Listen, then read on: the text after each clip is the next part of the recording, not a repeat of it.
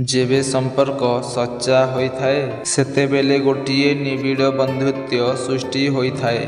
ସେତେବେଳେ ହାଏ ବେବି କ'ଣ କରୁଛ ଏମିତି କଥାବାର୍ତ୍ତା ହୁଏନି।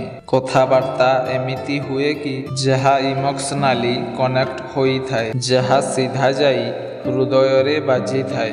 ଯେଉଁ କଥା ଆମକୁ ଭିତରୁ ଗୋଟିଏ ଲଭ୍ ବାଲା ଫିଲିଂସ୍ ଦେଇଥାଏ, ଯାହାଦ୍ୱାରା ତୁମେ ତାଙ୍କ ପାଖରେ ନିଜ ହୃଦୟର କଥାକୁ ନିର୍ଭୟରେ କହିପାର, ଯାହା ସମସ୍ତଙ୍କ ସାଥିରେ କହି ହୋଇନଥାଏ। ଯେଉଁଠି ବନ୍ଧୁତ୍ୱ ଥାଏ ସେଠି ମନ ବୁଝେଇବା ପାଇଁ ମିଛ କୁହାଯାଏନି। ସେଠି ଦୁହିଁଙ୍କ ଭିତରେ ଗୋଟିଏ ସଚ୍ଚା ସମ୍ପର୍କ ଗଢ଼ି ହୋଇଥାଏ। ସେଠି ମିଛ ପାଇଁ ଜାଗା ନଥାଏ। କୁହନ୍ତି ନା, କେବଳ ସଚ୍ଚା ପ୍ରେମ ବନ୍ଧୁତ୍ୱରୁ ହିଁ ସୃଷ୍ଟି ହୋଇଥାଏ। ବନ୍ଧୁତ୍ୱ ବିନା ସଚ୍ଚା ପ୍ରେମ ଅସମ୍ଭବ।